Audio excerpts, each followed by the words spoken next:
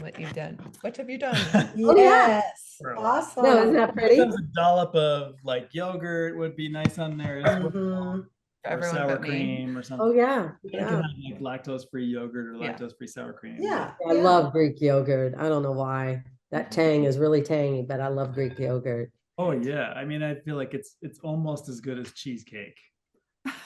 Well, yeah. Almost. Almost. I don't think anyone agrees with you. This message sponsored by the Greek Yogurt Council. Yeah.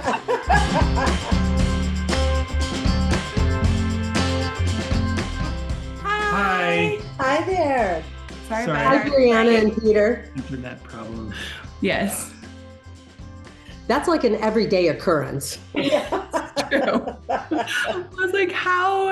And then also like the Zoom, there are a lot of little issues. So sorry we're a little late. Oh That's gosh, okay. no worries, no worries. Believe me, I call it 15 minutes. You are still fashionably late. We're all good. I love this. I couldn't even hear out of my headphones about 10 minutes ago, just so you know. We go through this every time we set up. Perfect. So glad. Well, Peter and Brianna, thank you so much for just joining us. This is usually my Amy Roloff in my little kitchen. So it's kind of nice to take a different spin and talk to you guys about what you do, your fabulous new 2023 book, and maybe just tapping into just kind of some, go-tos for eating or how we think about food, just for the mass audience or whoever may be, looking at this. So yeah. So thank you so much for joining us. Oh, We're thank you so much for delighted to be having here. us. I'm so happy to be here. Yeah. And by the way, I have been at Dragontree, so I love it. Really? So Oh, thank you. have, Several been there- times, several times. Yeah, Oh, Lisa and I have been there for the massage and I think Facial. facial and Oh, you're great. so right. Thank you. I go to that and I'm thinking, can I have this at least once a week or something? Yeah. We think that every time we go there and get a treatment too, and we really Yeah. could. And yet still with time, we don't get there every week Yeah. for sure. Yeah. Well, not every week, but sometimes it's like, for me, it's like going out to eat. I don't go out to eat very much because I love to cook. I love to be in my kitchen. So to me, going out to eat is still like, oh my gosh, we're going out to eat. It's like the country girl going out to the city or something. I'm like, oh boy, we're going out to the city, And that's how I think of a massage, because I'm like, why don't I do this more often? And I think because you're in a different place or your season of life or something of that. But anyway, Yeah. so we're in thank you. the season of life. Yes. Parenting small people. Mhm. Oh yeah. All of my kids are in that season of life. So for this holiday, I usually go into, because I raised my kids having no family, no friends or anything. I moved to Oregon when I was 6 months pregnant and all this other stuff. So for the holidays, I've always told them, I don't want to create more stress in your life. I don't want to be the mom or the mother-in-law. We need Thanksgiving dinner on Thanksgiving Day, or something. So I usually say, can we at least plan something a few days prior if it's not going to be that day or a few days afterward? Because of the season of life that they're in with kids, it's stressful because then they've got to go to their dad's place and their mom's place and then their spouse's place. I'm like, oh my gosh, I never had to deal with that. So I try and not be one of those stress factors in their life. Yeah. And all the dates are so flexible. We made them up anyway. So I feel like we're the same. And luckily, I think both of our parents are pretty similar. It's like, we'd like to see you around this time sometime. It's like, okay, we can make that happen. Yeah. So easier.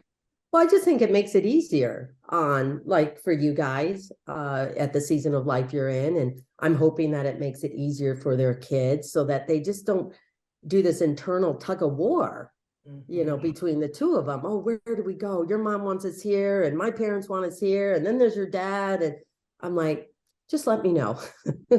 Right. It's funny how, we so often end up sort of in the opposite sort of internal state that what the holiday is supposed to be all about because of all the scheduling and stuff. Yeah. That's true. Well, I think a lot of it has to go with tradition, how you were brought up on these certain holidays that are important to you, or traditions, or how did you want to change it up? And then being married, then you have to blend in, well, how was your spouse brought up about those holidays? What's their mindset about those holidays? Is it very faith-based, or, you know, like all of these different elements? Because it's, to me, it's such a personal thing, but sometimes you have to embrace some of those, your own traditions and personal, but also be open to your spouses or your partner or whatever. You know, what are their traditions? Because it can't be all about you. Right. It's actually that the book that Yeah. you've got in front of you, that one of the things that we kind of emphasize in there is developing your own rituals. Mhm. And how, you know, even though it sounds sort of overly simplistic, this idea that like the more you create specialness in your life, the more specialness will be in your life. And for so many of us, we've never really looked through the stuff that we unconsciously adopted around family traditions or whatever, what we should do with our life and all of that stuff. And so there's a whole section of that book that's like, what if your parents were okay with whatever you chose? What if everybody was okay with whatever you chose, and you really just did it for you and what feels good for you? Mhm. So This has definitely helped us because Peter grew up Jewish and I grew up not religious, but like my parents came from religious backgrounds. So they still did Christmas and all the things, right? And so when we came together to decide what we wanted to celebrate, turns out we just want to celebrate everything. I don't know. We have double the holidays. So Yeah. it's great. I really love it. So I like that blending. I feel like you get to learn more and do more. And I think also it gives you a unique perspective on, you know, being faith-based, a Christian faith, talking with someone from the Jewish faith. It's like, man, this is such a wealth of meaning and traditions and info, and you just gain a different perspective, whether you embrace it as part of, you know, whatever you were brought up in, or you say, oh, well, that really isn't important, this element from there, you know, or something. But I always, like you said, and I think I read on your website too, I appreciate, you know, people still need to be, you can be set in some ways, but you should also be open to the perspective of other people's, because I think it just enriches your life.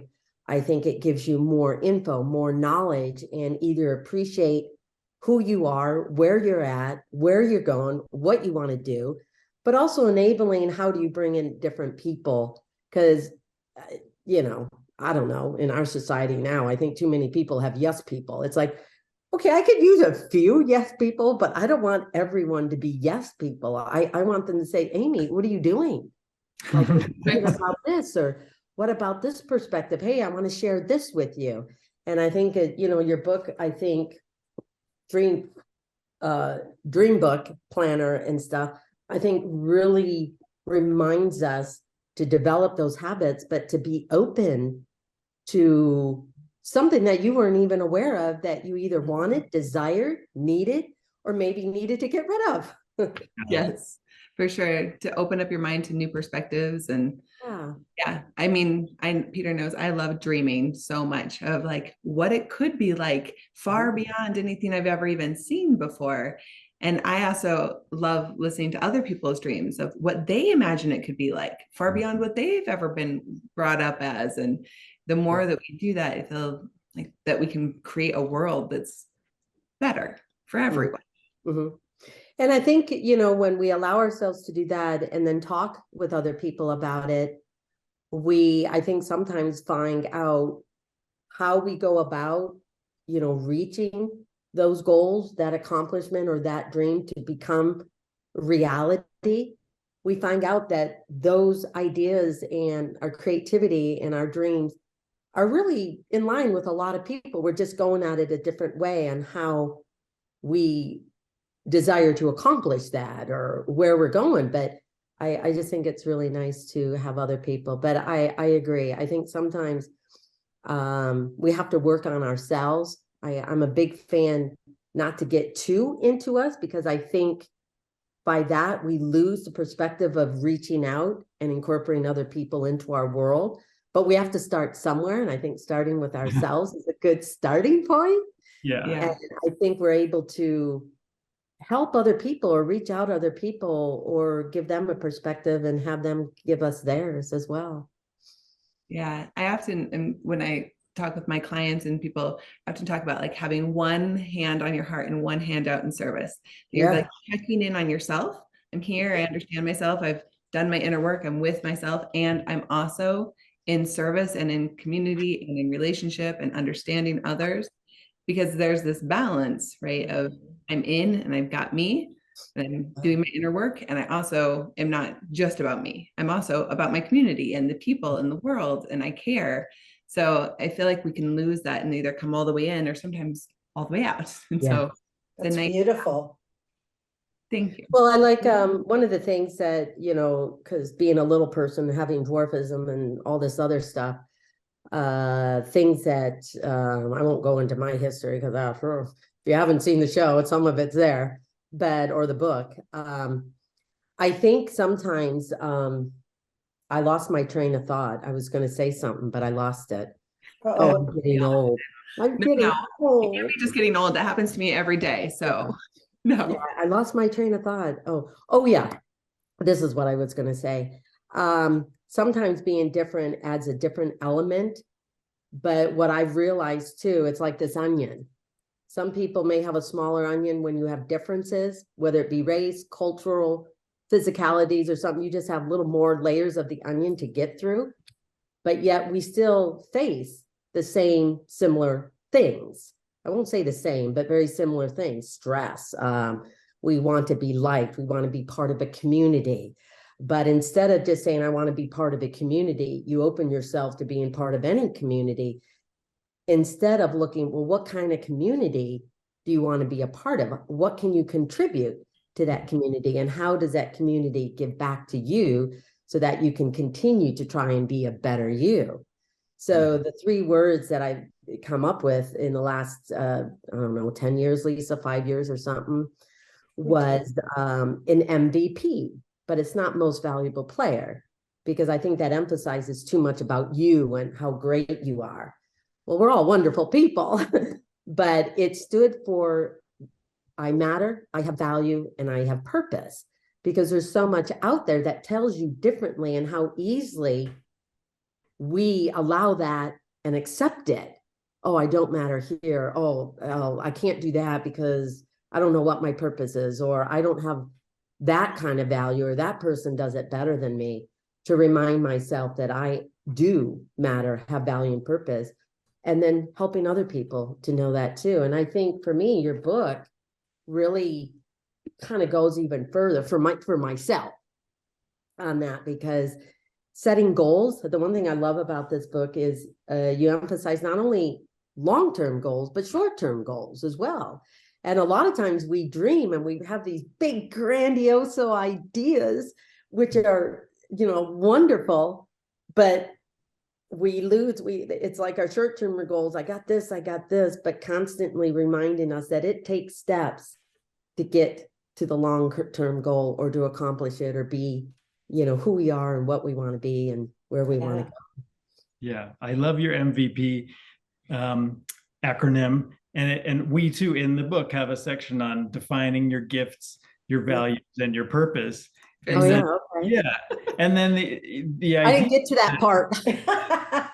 if you can, you know, where the application of that for us is like, if you can find a way to weave your purpose, let's say, into even the small things. If my purpose is to say, I don't know, help people find their voice, then almost everything I do, I could say, well, how could this be a way for me to be on purpose? And then it's a way for even the short-term timeline, you know, to feel like, oh, I've still done something that feels good, that keeps me aligned, that feels like an accomplishment. And it isn't so much about like, well, I have to get to that destination later. Yeah. Right. Right now I'm doing my work and I'm contributing to my community and I'm feeling my value and Yeah. Mhm. And you know what? And that's a very good perspective and a reminder for people too, because a lot of people will have these acronyms, but they leave it there.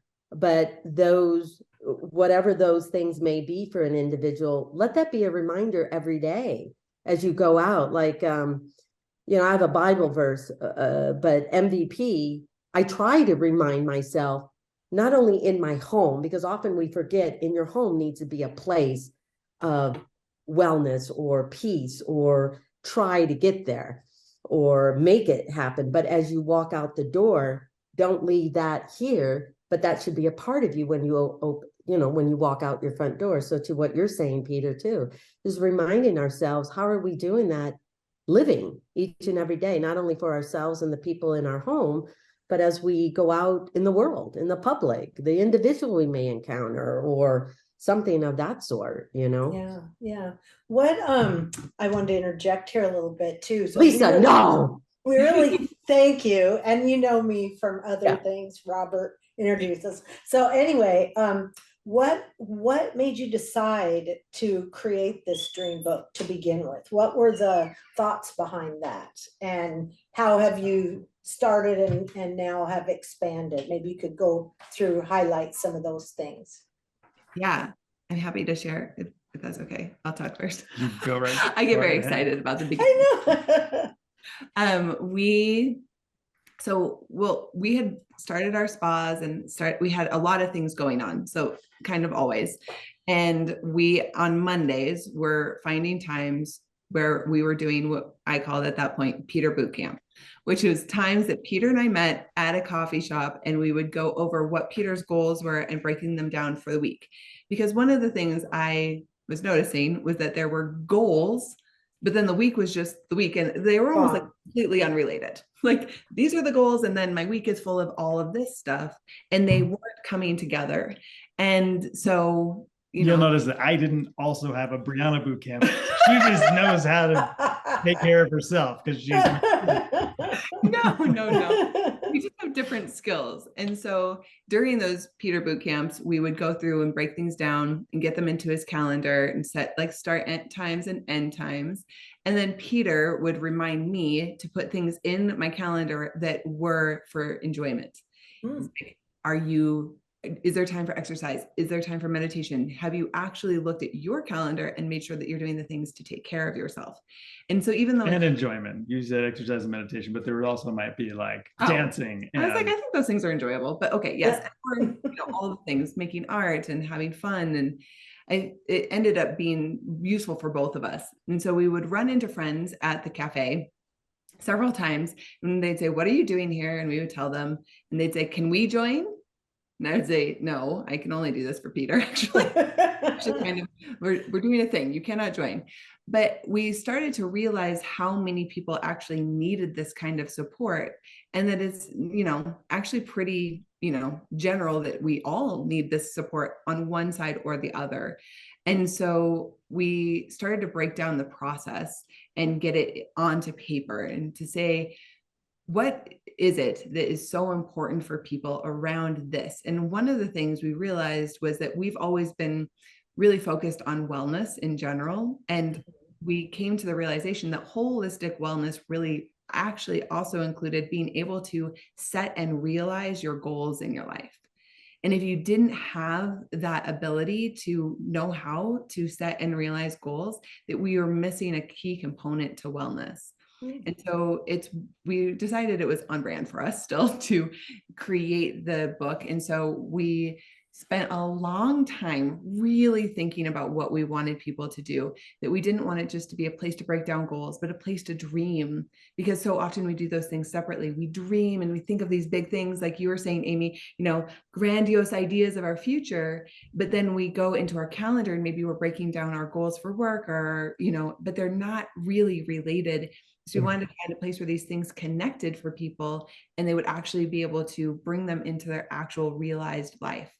And a place in a way that the calendar would, rather than being like a way to get tasks into our day, there would also be a way to make sure that all the sweet stuff would make it into your day too, which people don't usually schedule that stuff, but to make sure that, everything. I don't know, self-massage and skin brushing and, playing the guitar right. and all the things that we love to do, but so that the whole path is as rich as the destination. And whether you get there or not, it's almost like, well, I just made a sweet life for myself. And Yeah. even though if I can. And I think, the biggest word that I get out of that, which people say it too much, but I think having a tool like this helps you to create that balance, because we do, everyone's working out of the home.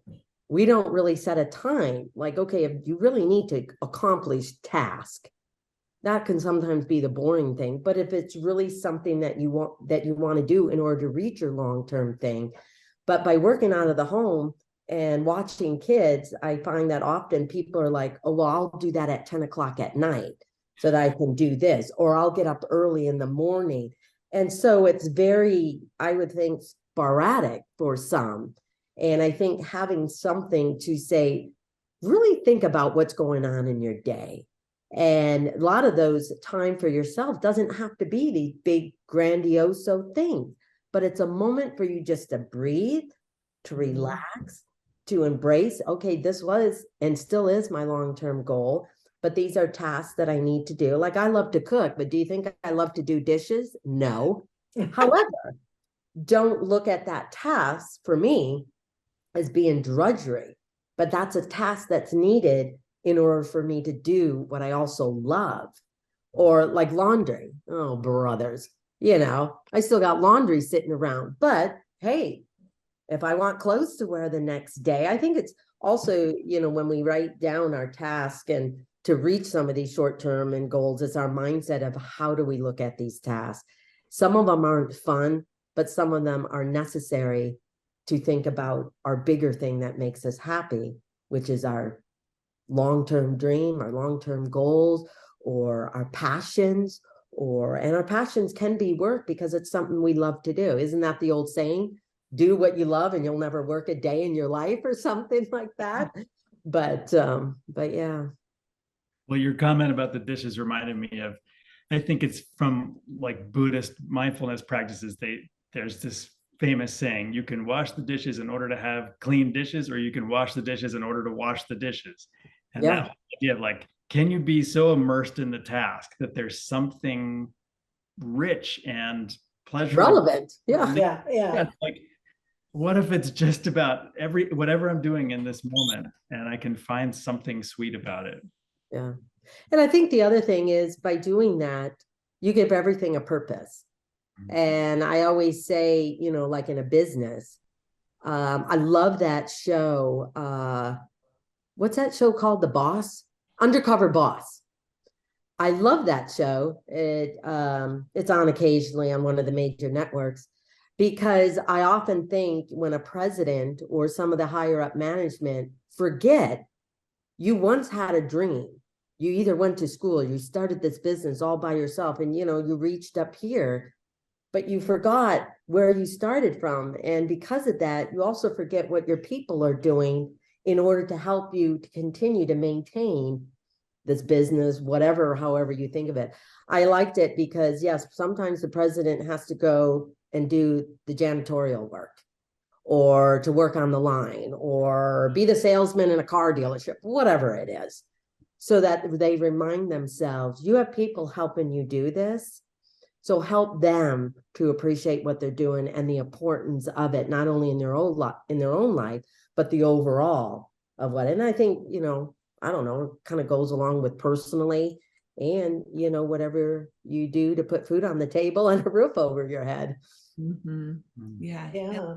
Coming back to appreciation. So Yeah. So how long have you been putting these together?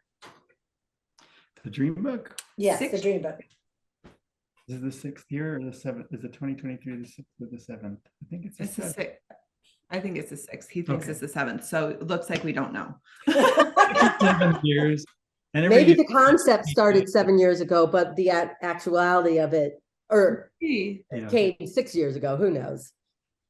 It's been around that much time. Yeah. Definitely 6 years or more. And every year we make little refinements. People say, oh, we want the paper to be different, or we would like less emphasis on this and more on this. We're really connected to the users. Your community. Yeah. Yeah. And it's excellent. I mean, the number of success stories we've heard through using that book is like countless. I keep meaning to just like collect them all and put them in like a digital scrapbook or something. So that That's amazing. I actually purchased some last year for some of my clients as holiday gifts. So then they love them. So yeah. Thank you. Oh, thank you. Yes. How has this book, since its inception, whether it be 7 or 6 years ago, how do you think it's changed? I mean, you know, there's a core element, I'm sure, that's probably stayed with it in all the books, but how has this Dreambook planner and calendar and stuff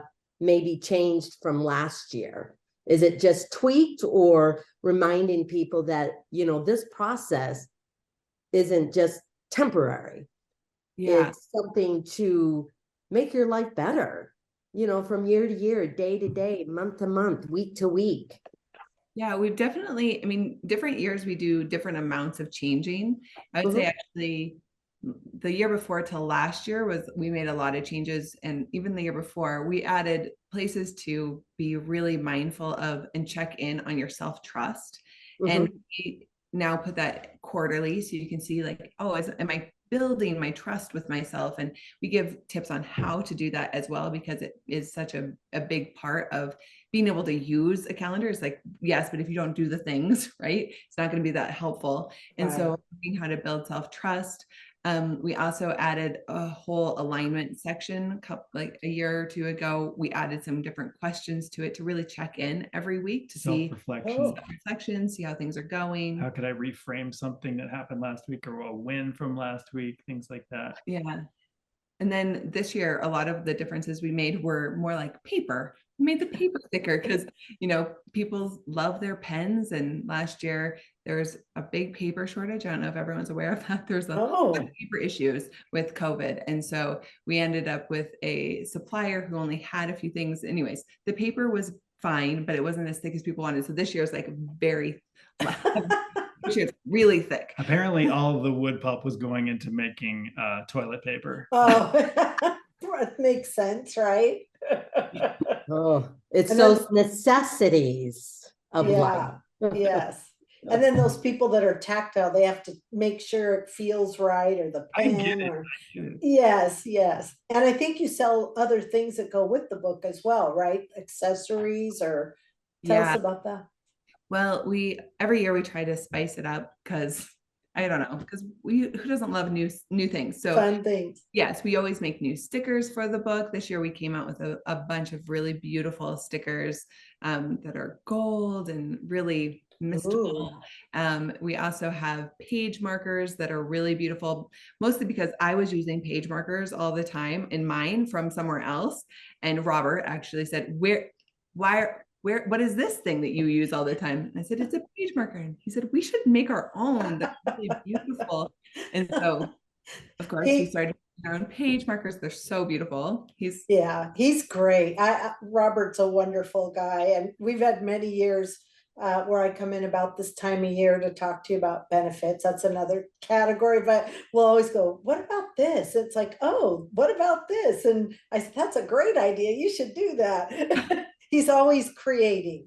Oh, always. He's such a creative human being. We're so grateful to have him on our team. We love him. Yes. There's a place in the book to write you down your gratitude every day. I think that there's almost never a day that Robert doesn't get in that box for me. Grateful for Robert. He's such a gem of a human. That's amazing. Yeah. And you know, and I think with COVID, that's been a big thing. I think as a reminder for people. Because we get so busy in the chaoticness of life, or the tasks that we do, or, you know, thinking about our long-term goals, or, you know, our long-term dream of, you know, and those steps that seem to take too long, you know, to get there, is gratitude. But, you know, there's always something to be thankful each and every day. I think we just mentioned in some variety of a way earlier in this discussion, but gratitude, it's like joy, like, life can still be chaotic. Life can throw you curveballs and you're like, I don't even know how I'm going to get through this.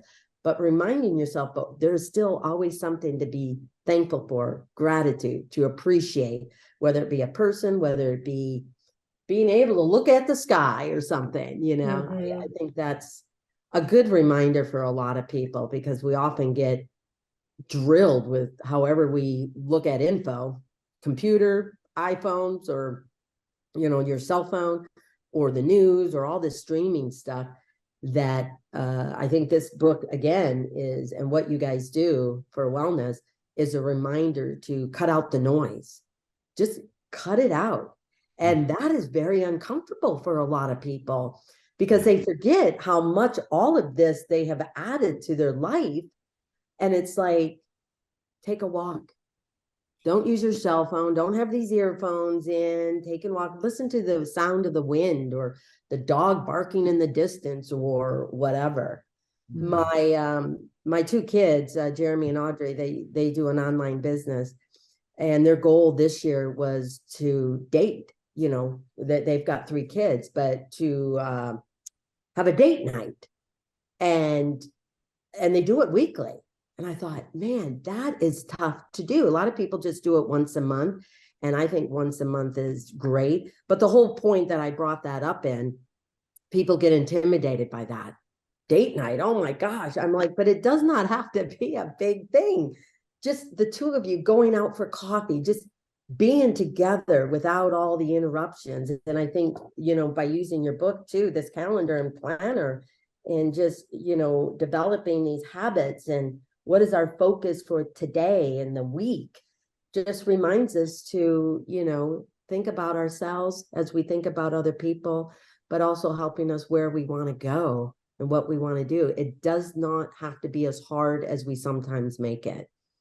Yeah. I especially think that if you're, for couples to do it together, to dream together too, it brings back a lot of that initial experience of each other, right? In the beginning, before all the stuff, before the kids and the house and the things that you have to do, you're dreaming together, right? Thinking about your life and where you're going to go. And then we stop doing that a lot. And then sometimes we do it sneaky, like by ourselves. We don't always share it with each other. And we found with each other, and then with a lot of couples that do this together, that they find that not only are they so excited about doing their own dreaming, they're excited to support their partner in their dreams too. And sometimes there's, you know, overlap in dreams as well, which is always amazing. And then when you sit down and you actually do your weekly alignment and planning, that you say, oh, well, we both want to do date night, so let's put that in the calendar now together. And really make space for each other, make space for our relationship, make space for planning together and communicating. And I feel it's a really beautiful structure to hold that for couples. Yeah. And to your point, I think that's very important, is not to somehow lose our individuality. Like a lot of people have, I mean, I'm divorced, but a lot of people have asked me relationship questions and stuff like that. But I said, well, think of you as 2 circles. When you're dating or you're an individual and you meet someone, you know, you're 2 circles. But then when you date and commit to each other, whether it be partner or marriage or whatever, if the 2 circles are only intersecting this much, well, don't be surprised if there's problems or issues, because you're too much on your own. But you've committed yourself as a partner. The circles should, in my opinion, the circles should intersect a lot more, but don't ever forget about you as well, because when you don't forget about you, you take care of yourself so that you can also be there for your partner. And so with what you're sharing is communicating. Don't be afraid to communicate your dreams and your goals and stuff with your partner, because like you said, so much of it can be so similar. And then looking for that support and encouragement from them to help you, you know, be the person you need to be. So I get so excited about Peter's dreams. He said he wanted to go ice skating through Canada. There's this ice cream pass that go through, and I was like, let's go buy ice skates. Through the woods. They go through the woods. I was like, I really want to do that too. And also at night. And so I said, let's go buy ice skates, because we obviously need to get much better ice skating. Much better. That sounds like fun. Together. And, you know, I feel that a lot of times we don't ask our partners because we are so in our own stuff and we're in like the kind of grind of life. And as soon as we start asking, we can be so lit up by our partners and remember how cool they are too. Oh, but you're so cool. And I think another thing too is when we communicate, we're really working on ourselves to get over that lack of self-confidence or that fear because we want to do it, but we're afraid to do it. And then we're afraid to mention it to our partner because they may, oh no, we don't want to do that. Or if they actually say yes, oh my gosh, I actually have to do it. But it also helps us get outside of our box because we can be so comfortable in here, which there's certain elements that's okay. But I think it's how you learn and you grow and you learn about your partner or spouse. If you allow them to kind of push you a little bit to get outside that box a little bit. And I'm learning that unfortunately a little more later in life than in my early years. Yeah, well, we all learn it in due time. In due time. Yeah. It's, there's a season for everything and you can't look back because you can never get that back. So hopefully you learn and grow from it so that you can be who you need to be right now and moving forward. Definitely. So if someone were to purchase the book and they get home and they open it up, what do you suggest they do first? I suggest they don't look too much and just answer one of the very first question. Just start at the beginning of the book. Because people often look at it and think, oh no, there's so much in there. So much. You're going to ask me to actually look at my hopes and dreams. Oh no, please don't. And I just always encourage people that as soon as you get it, if you just answer one question, not a pressure to answer all of them, not a pressure to do the whole thing at once, but just open it and do one thing.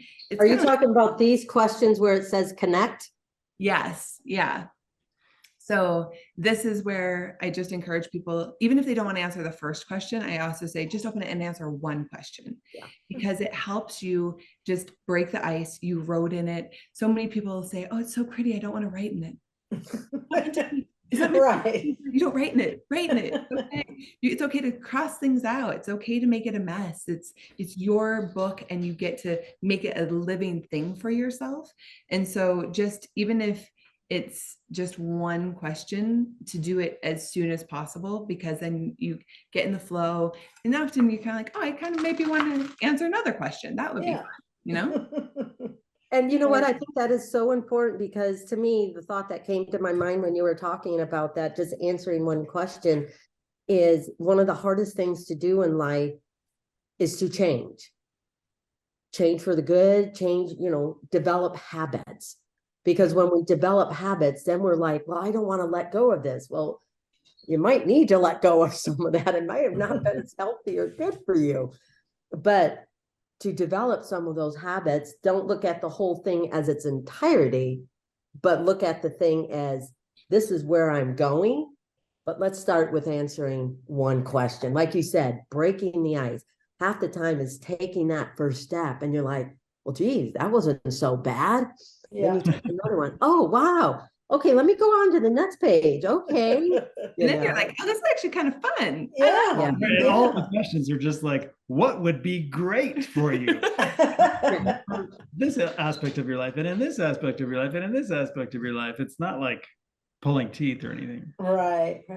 Well, it's one of those things that I never liked about, I have other health issues going on with some of these strict diets and everything.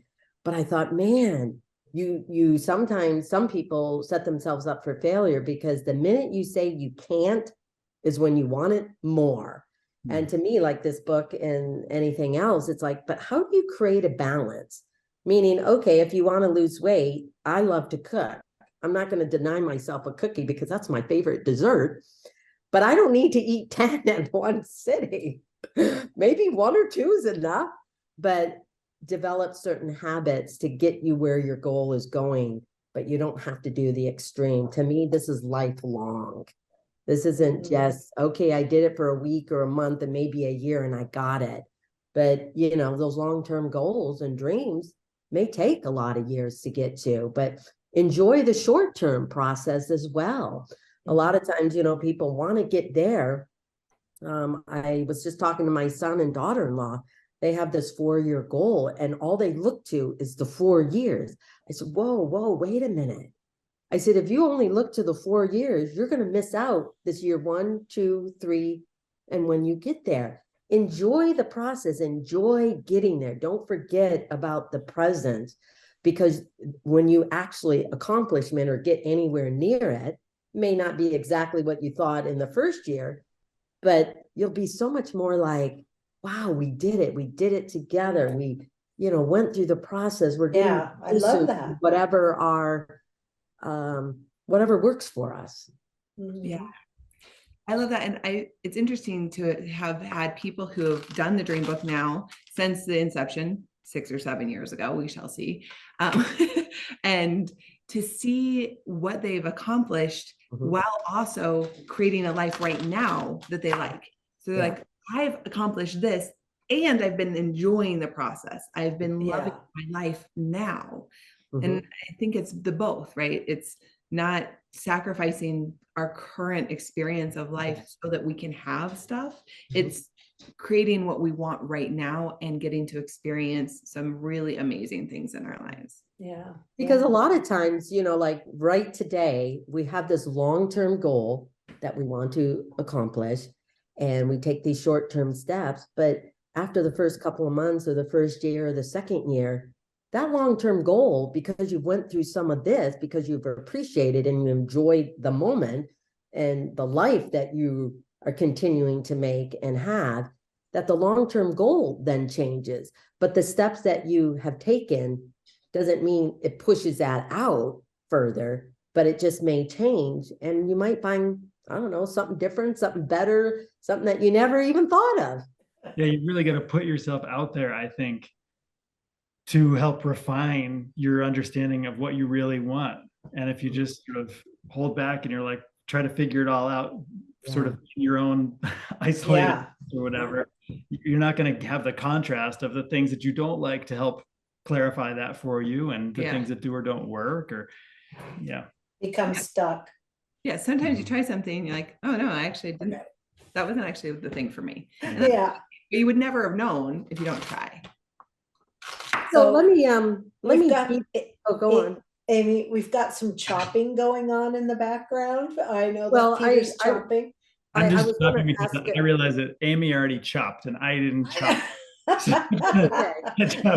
Well, and tell us about what we're doing. So we've got a soup that you guys like to make, or so I always thought that soups were like a long process. Like I always watch people cook soups over a course of like 5 hours, and I love soup. We both love soup. Actually, when we still lived in Portland, there was this place. We were always looking for good soup places. There was this one place that closed after a while that we would get consistently. And I really started playing around with soups and realized I could make a great soup in like a half an hour. So that's what we wanted to share. Is awesome. And a soup that you could also easily turn into many different other kinds of soups. This is kind of the basic soup that you could easily add into many different things. Very nice. And that's what I like too, because when I do my cooking and these little videos that we do for Amy Roloff's Little Kitchen, baking's a whole different program sometimes, but when you cook, it's like, if you don't want this in your soup or your, ingredients of whatever you're doing, it's like, switch it out. It's not going to like totally ruin the dish. It just may change it up a little bit, but if it's to your liking, I think people forget about that, especially those that are very recipe orientated.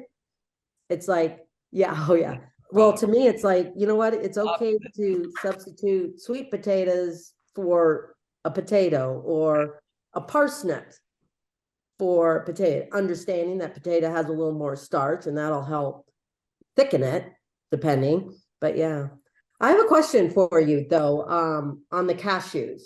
The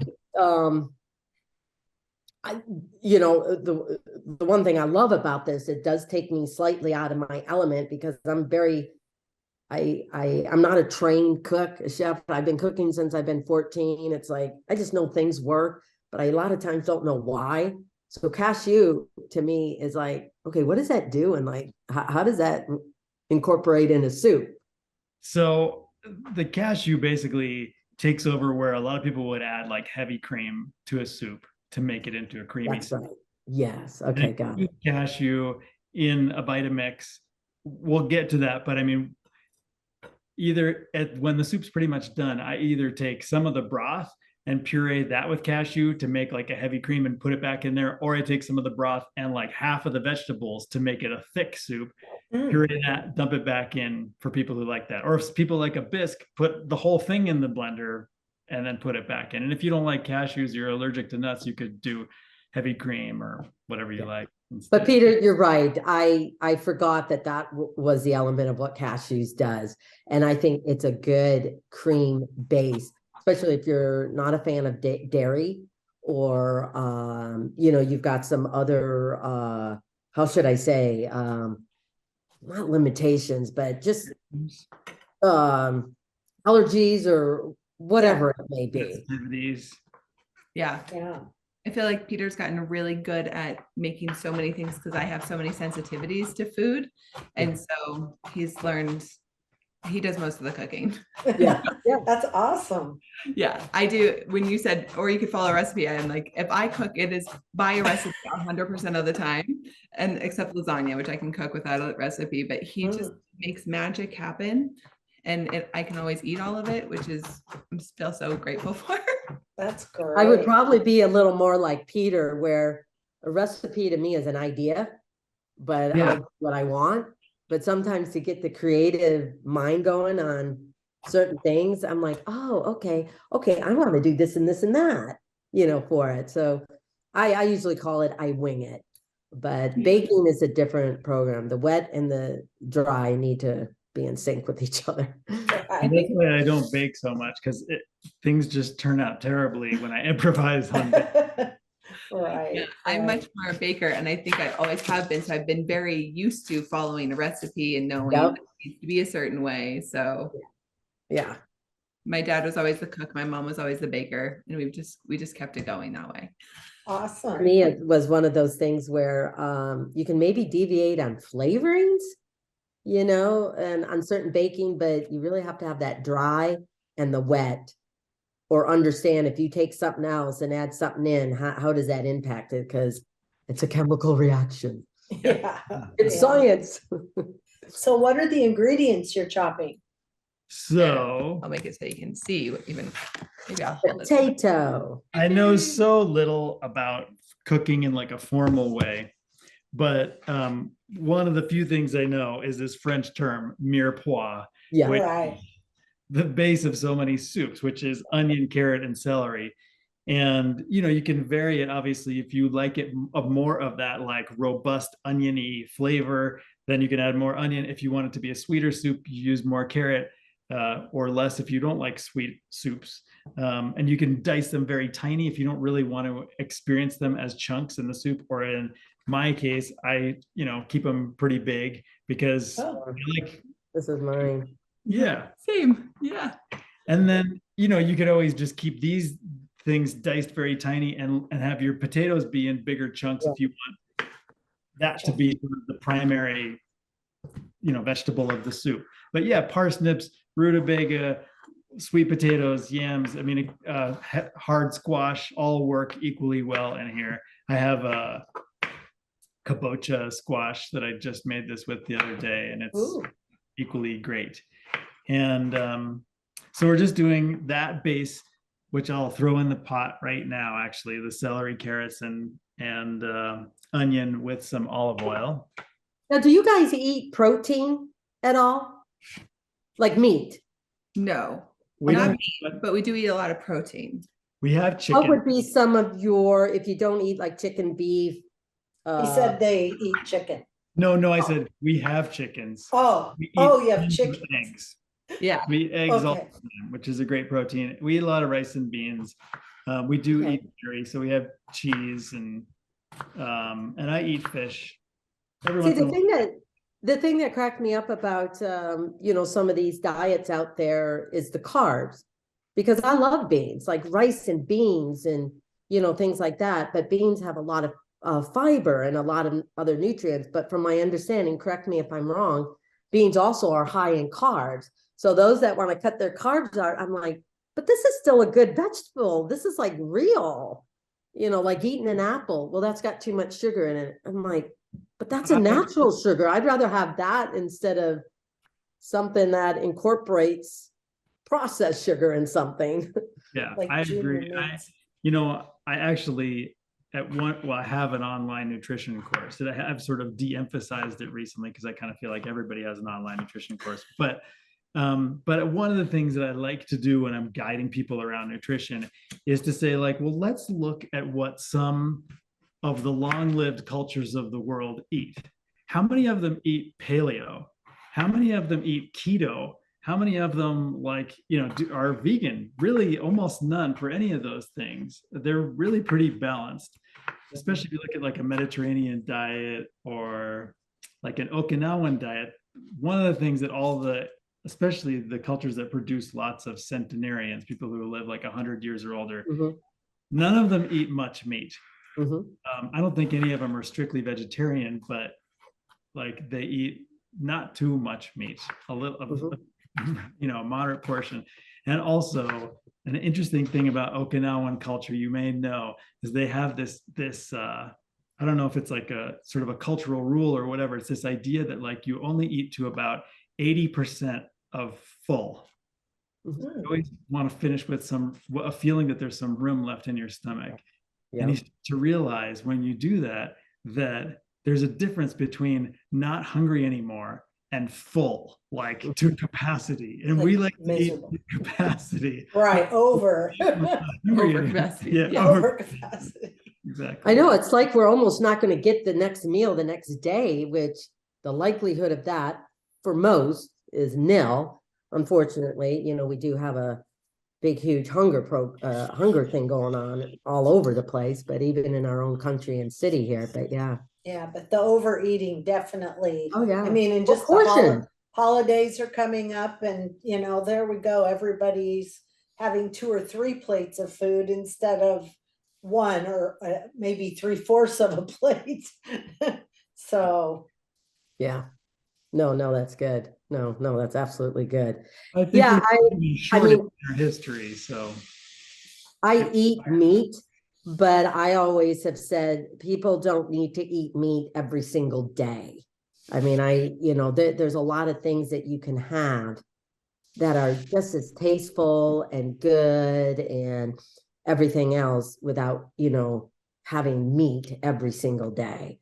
And, soups are one of them. There's so many. And I think, and people have lost the concept, I think, a lot of how to cook in season, things. I mean, we can still get blueberries and strawberries here, December, January, February, March. And I'm like, well, I guess somewhere in the country, they're growing that all, or the world, they're growing that all the time. But I think people, it's funny how we've lost really what is in season, Yeah. I think when we come back to growing gardens, we have a garden that we lovingly tend, and also recognize when those things are in season, they're actually so much more tasty too. Yes. We're like, oh, the tomato that I grow in my garden and that I eat all summer, I probably eat a pound of tomatoes every day during the summer, and then they're out of season, and I don't eat another one until next summer because the quality and the taste is so different. So different. About tomatoes. Yeah. Well, when I lived on the farm, because I lived on a farm for 30 years, we had a little peach orchard, and my ex, obliterated all of that to create pumpkin season. I'm like, could we not have left a couple of trees of peaches? Oh, I tell you, tragedy to me. I love peaches. But to have it right off the tree, the sugar content, natural sugar content, is so different. And that's why I'm such a fan of people, if you have a farmer's market in your area, to really go and support those local farmers, because a lot of them are small. But that food, like you say, a tomato and all of that stuff tastes so much different than if you were to go into the grocery store because of shipping. Right. Carting Instead it. of pick it unripe, ship it, sometimes like spray it with ripening hormone or do something Or to get it at least Right, look enough until you get it home and you realize it's terrible. yes. Because understandably, you can't ship ripe peas because they'll get Right. all mushy and bruised and stuff. But oh man, I will never forget having our peach tree. Like you said, growing your own tomatoes and stuff. I grew 2 little potted plants of tomatoes in here. And man, that cherry tomato, I'm like, what in the world? This is like so good. Yeah. Oh, yeah, we have friends that just come over and pick tomatoes and eat them. Can I just stop by and just pick? We're like, yes, we have more than enough. Come pick tomatoes. Yeah, I did your Bloody Mary salad. Oh yeah. Oh, cool. Did you like it? Yeah, those Oh. that's like the perfect thing for your own cherry tomatoes. Yes. Which to Yes. me, like your own tomatoes are the only ones worth eating, or your neighbor's tomatoes. Or your farmer's. Yeah. Yeah, farmer's Yeah, market. or farmer's Farmer's market, market. because it's coming from some local farm around you that you didn't even know. Yeah. It's Well, so you mentioned some of the fun stuff like stickers. Some people were, asking something to personalize all this stuff. Your journal book here, the Dreambook Planner. In the kitchen, Lisa's been in my kitchen a lot of times.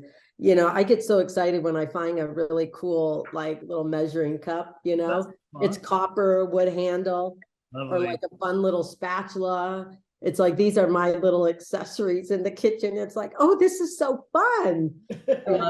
Having those personal things for something like this, I think encourages, or you get it, just that little itty bitty excitement to continue on with it, because you're kind of making it fun or personalizing it, for yourself. Yeah. yeah. We So- see people show us pictures of their dream books that they've colored with glitter markers and all kinds of And like amazing, color coded and all it their just things with seems different to pens. make it so much more of a fun process for them. Yeah, mine That's does not great. look like that. Mine is very. I do Incidentally, use page markers though that I love. as far as gadgets in the kitchen go, I really like my garlic press, which has this Yes. extra piece here. Yes, Has- I have one just like it. Yeah, because you can put the whole garlic clove in Yes. without peeling it, and it just blasts it out, and then you can pick the whole thing out really easily. Yeah. Yeah. No, that is a good thing, especially when it calls for mince, minced garlic. Minced Yeah. garlic, yeah. Yeah. So if you put some of the veggies in the pot, I heard something sizzling. So I put the onion, carrot, and celery in the pot with some olive oil. There And you I'm go, gonna- Amy. I'm gonna crush Yeah. the garlic in there also. Mm. Awesome. Let those sit on the medium heat for a while. I don't want really them to brown, although that caramelization process adds this lovely additional flavor to it. If they get too brown, I don't think it looks as good in the resulting soup. And as you know, like the visual aspect of eating is, almost half of the equation sometimes. So, Yes. but I do just kind of let them sit in there on medium heat without any water for a little while, just to start to kind of break down. And I'll throw in the potatoes in a minute too.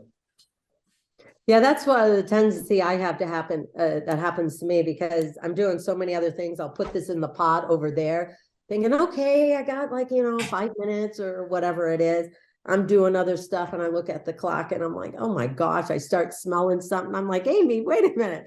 You needed to pay a little more attention.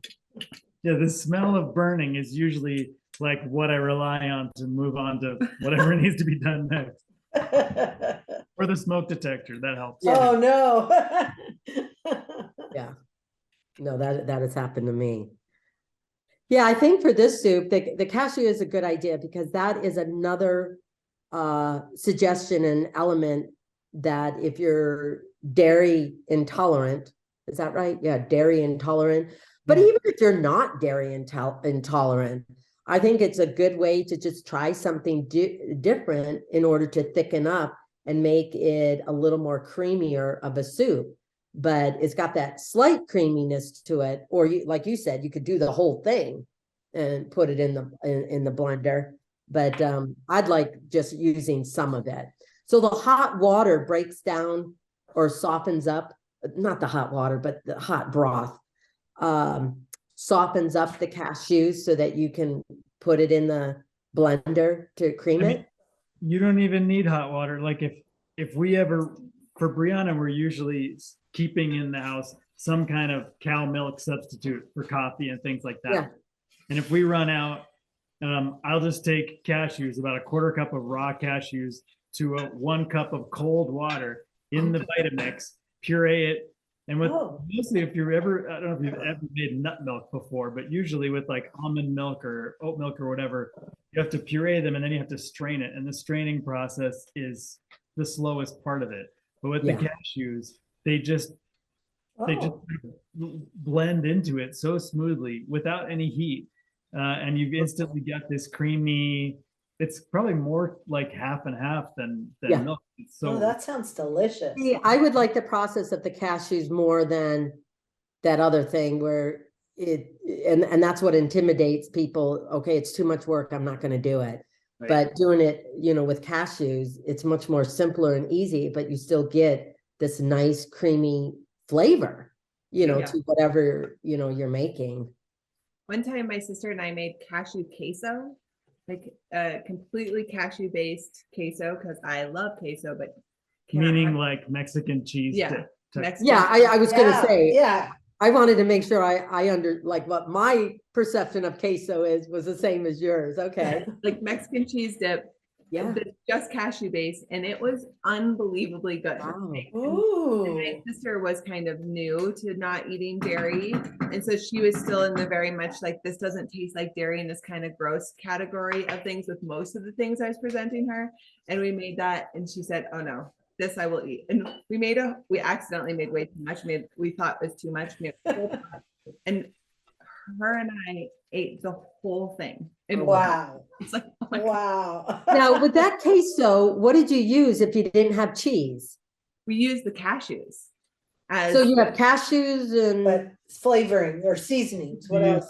Cashews, and do you use like an oil too, like coconut oil or something? Because you cooked things before in oil, because it had some spices and things in it, and peppers, and you made that. It's been a little while since I did it, so I don't remember all the steps, but it was mostly just a cashew base with a little bit of oil and some spices. But it was I might have to do that. That might be a fun thing to. Yeah, let's try that, Amy. You make a queso dip, because we go to the store and buy the jar, and my husband Chris thinks it's like candy with the chips and everything, but trying a different way to make it still with all that flavor, because if you add chili powder or I don't know, smoked paprika or something like that, that'll help turn the color instead of this pale color into a little more I guess I should say inviting color to it. Yes. Right. Don't tell him it's made out of cashews. Just let him try it and see what he thinks. Yeah, you know what, Peter? It's so good. Yes, Peter, that's a good idea. Broth into this, by the way. What? I said I was about to put broth into this soup, and this is one of the things that one of the few sort of prepared items that I put into my stuff, and I really like this company. What is that it? too. It's better than Bouillon. Oh yes, I've heard of that. I use it. And a bunch of different ones, and rather than like a powdered bouillon, it's this very like a paste. Yeah, they cooked it down, it seems like. And it's really versatile. Like if I'm ever sauteing a vegetable that I just want to give like a burst of flavor to, I'll just make a little bit of concentrated vegetable broth and pour it in there while it's sauteing, and it just soaks it right up, things like that. But for this soup, I mean, obviously the vegetable base we've already put in there, we could just put water in there and it would be pretty good. But this is a lot more flavorful. I would probably use that to add that little extra flavor, to it. I think, what do we got here? I mean, I don't know if you do or not. Do you add salt and pepper to it?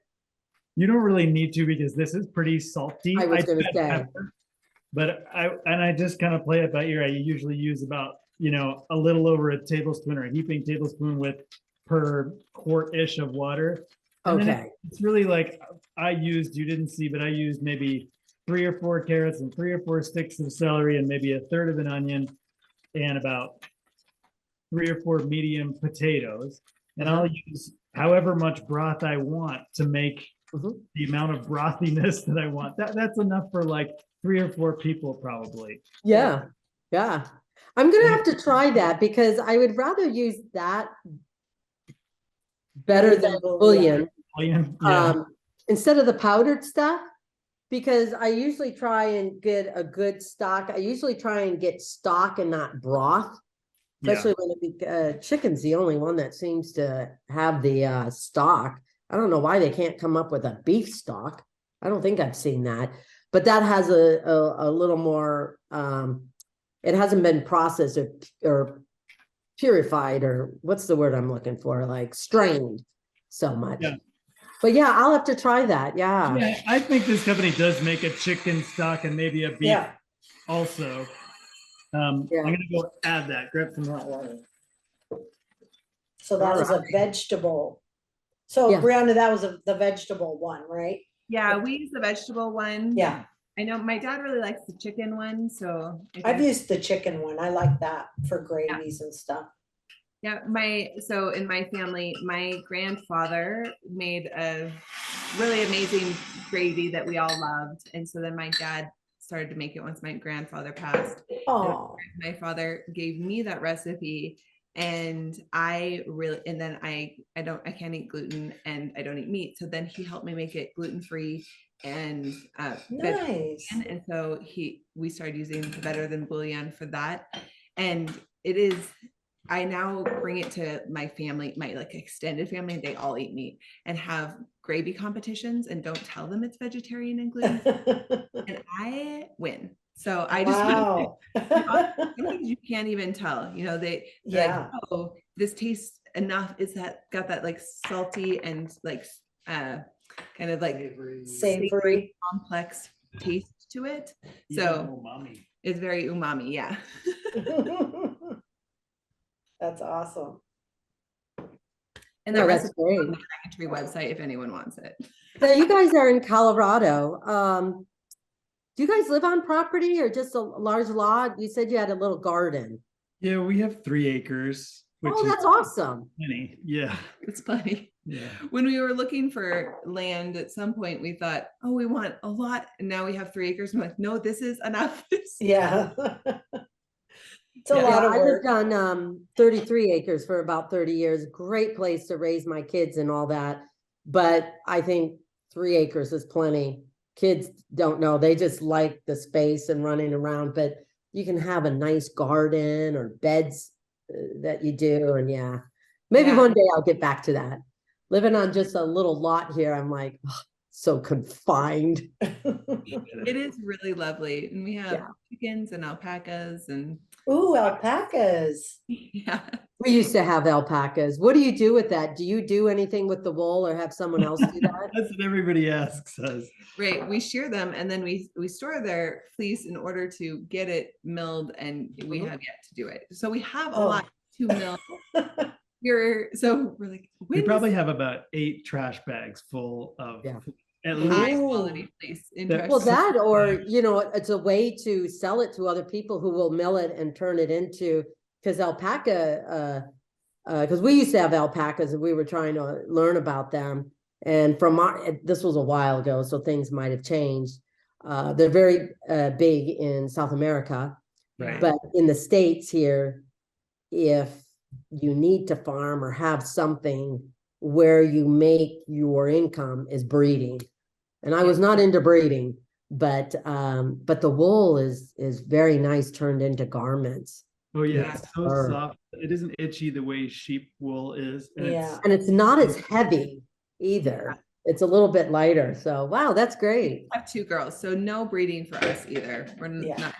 But we use actually a lot of like the alpaca poop for our gardens. So it's part of the cycle to have them, and then we're able to give them and the chickens like the waste, and so it creates this really nice cycle in our home. And they're also very sweet. So they are. Even when we had the farm, even for you guys, chicken, having the eggs from the chicken, it's like, I don't know what it is, but it just feels different. It just seems different because they're just wandering around. You give them a little chicken feed or whatever, you want to do. And it's like, why is this like taste different or something? Yeah, it's a sort of intangible thing. And I've often come back over the 5 years that we've been on this big piece of land to this question of like, is it worth it? Like, we have full-time jobs and Right. so much extra to take care of this stuff, but there's some kind of gratification that you get from it. Mhm. I don't know. You can't get it any other way. I don't know that everybody needs that in their life to have their own fresh eggs, but for us, it works for now. Well, you know what? I think that's part of, some of our just innate thing, being human, being people. Like there was this thing going around for this past year, maybe the year before or whatever.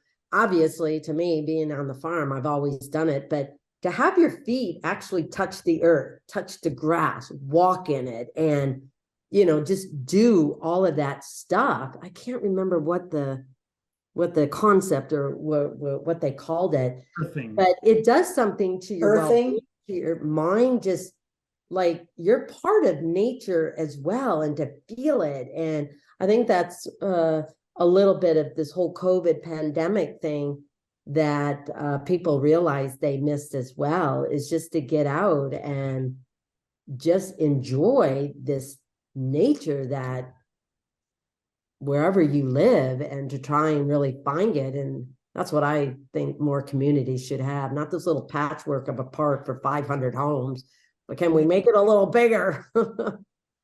I remember even when my brother was living he still lives in Chicago, but he lived in this apartment up high, and, a gorgeous apartment, beautiful views, fancy, I would say. And then I came to his house and show me around. And he said, come see, I'm growing a tomato plant on the balcony. That was like the thing he was most excited about to show me, was that he was growing something. And I think that we all really want that feeling. Yeah. I am in touch with the food I'm making, that something is growing with me, that I'm part of the life cycle. And so I thought, well, that was really adorable. Yes. You and your tomato. But you know what? I think it's important because it reminds me of when one of my sons went to college and he went away, and I helped him get the apartment, moved him there and stuff like that.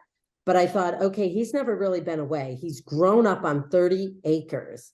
Of course, he was near Santa Barbara, near the beach. That's a great place too. But the whole point being is, like, if you know that you need to take care of something, or you see something growing, something that's natural, something that I thought may remind him at home. So I bought a bunch of plants for him. And yes, he put it out on his little deck of the apartment and stuff. But it was, helping them to stay connected and not get so lost on this newness and all of these people in the city and everything. But hopefully having him just, stay connected with himself and wanting to come back home, to the apartment or whatever, and make something continue to grow and live. Yeah, I think, right, that last thing you said, right, there's something in us that wants to nurture something. Yeah. And I remember someone a few years ago showing me this little video game, and all it was like, you have this little baby bird and you have to go back to it several times a day and feed it, just so that it grows to be a bigger bird. And it's like, what's the point of this? Apparently just everybody likes nurturing something. It's now you have a full-grown bird, great, and right, and then you can start over again. That's pretty smart. But it's true, and I think people really don't a lot of people really don't realize that adds something to your life, to have that. So yeah. Okay, where are we at the soup? It's almost tender enough to do the blender step. Ooh. Take out the blender. Here, I'll move things away for you.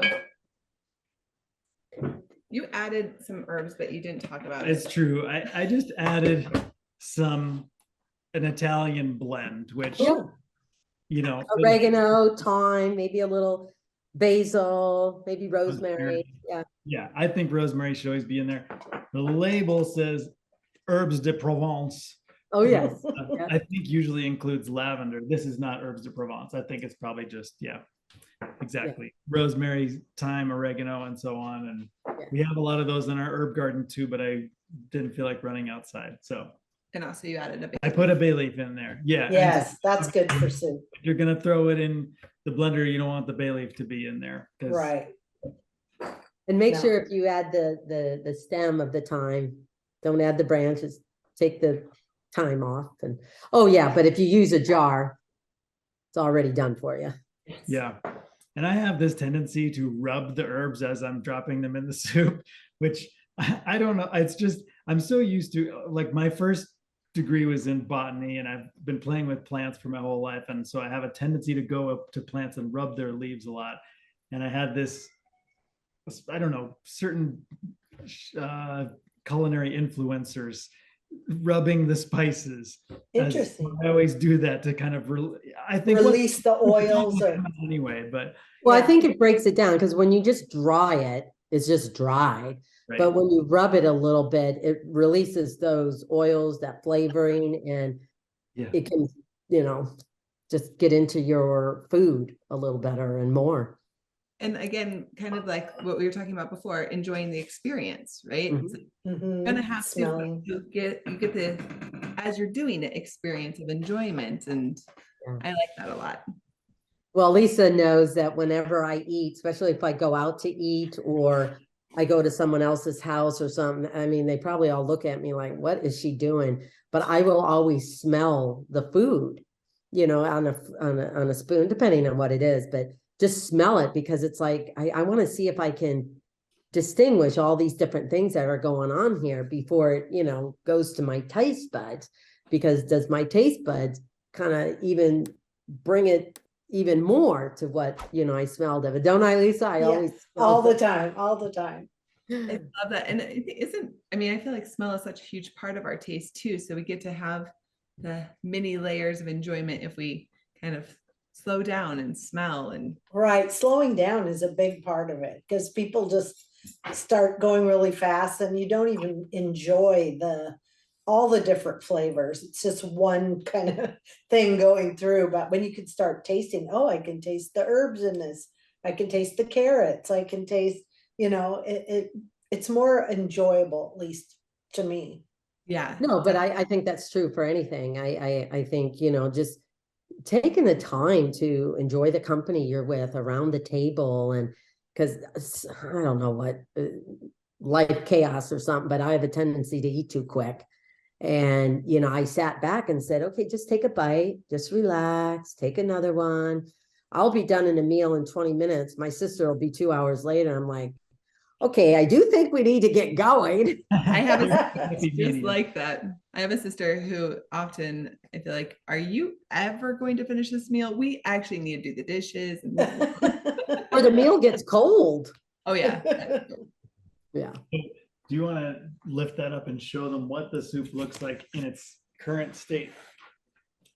Yes. So if you just Ooh. wanted like a regular brothy vegetable soup, you could just stop at this point. Like I said, I think this is so easily modified. Like at this point, you could pour in a can of coconut milk and some curry Mm. powder and turn this into, like a curry soup. Delicious. Yeah. But I'm just gonna stay Oh, with yeah, the coconut milk. Yeah. very basic theme. So I'll take about half of this, including a lot of the chunks, and blend it with the cashews, and we'll see what happens. Ooh, fun. Now, depending on how much soup you have here, how much cashews does it really take? Like a cup, a handful? I mean, I'd say for this whole pot of soup, maybe like a third of a cup of cashews. Oh, okay. Pretty creamy, and you could always add more. Yeah. And are raw cashews? Is that, I think we saw raw cashews on the, Well, they need to Recipe. be raw in order to blend and not have all the other roasted flavorings that they do to nuts. yeah, and the salt yeah, but good for people who are watching this that want to make it. Mhm. Yeah, no, it's raw cashews. I mean, would you be able to do, I wouldn't think so, but would you be able to do another nut like raw walnuts or something like that? Raw almonds? Well, they have almond milk. My sense is that almonds anyway would leave like little gritty Grit. bits in there. That Okay. cashews are softer, and so they Okay, true. break down more Yes. readily. But I think if you soak them beforehand, like if you Mhm. soak the almonds or walnuts or something overnight, like you would with beans or something, then they might be soft enough to just blend right into it. That's a key point too, because it depends on the nut. Cashews are a softer nut than Yeah. some of the other nuts. Yeah. I feel like I'm not getting that all the way I on think there. you got it. Okay. Okay, this is gonna be loud. Should we mute her? That's all right. No, we're okay. I sometimes have, yeah, and I've seen other chefs on the shows that I watch, you know, I'll be like, okay, why doesn't this thing, I have the thing on, I have this on, and it's like, oh, well, I didn't have it on quite where it locked. And, you know, I'm like, Look oh, at that. It does look creamy. what? It looks creamy already in the blender. Yeah. Well, I like that it's incorporated with the ingredients from the soup, because, you know, it's just like using your pasta water in the sauce that you put on pasta. It just kind of blends with everything. So that would make Ah. bisque. Yeah. No, that's awesome. It's pretty creamy, and I'll just add it to the rest so that they're also chunks. That's my preference, is to have a thick base with chunks. Some people don't like it that way. Our kids I like that better, unless like you're using really like a tomato soup. You know, you like that a little creamy and or you know, stuff like that. But yeah. Wow. Beautiful. Look at that. It almost looks like a split pea. You know, the creamy part of the split Yeah, pea. the creamy part. Yeah. Oh, that looks was very the good. cashews that did that, and it doesn't taste anything other than just that same flavor plus richness, buttery quality. So it's not nutty like a cat. Well, cashews are so mild anyway, right? Creamy Yeah, kind of mild. the fact that they're not roasted, like Amy was saying, I think that doesn't bring out that nut flavor that much Mhm. then. Wow. Well, it's like I was always intimidated with so many people using coconut milk. I'm like, but I don't want my food to taste like coconut. It's like, what am I doing? But the problem is not the problem, but the thing is, using coconut milk doesn't necessarily turn your food into coconut flavor or a hint of it. Mhm. And so It's I'm just starting creamy. to, yeah, I'm starting to do that with a couple of other dishes and stuff more. But that's why I love cooking with other people, because, you know, sometimes like anything in life, you develop certain habits until someone comes along. Oh, have you thought about that? And when you modify it a little bit, you're like, whoa, okay. I know. I love this soup. You know, so yeah, Excellent. awesome. I'll show you one other thing, because for our kids, this would usually be good just the way it is, but Brianna always likes things spicy, so. Spicy food is true. Like, what are you gonna do to it? I don't even know what he's gonna do to it. So. It's another one, I think, of Amy's favorites, actually, which is sriracha. Oh, yeah. Oh. Ooh. Yeah, that would be Chris. Chris would add, my husband would add a little bit of sriracha to it. And you Oh. could do it in the little swirl thing to make it look pretty. That's what I was gonna do, but I can't find it. Oh, you can't find our sriracha. Now, would you serve this just as is or with bread? Well, you're gluten-free, or a salad, or Bread would be great. My family would all eat bread, and then and probably salad too.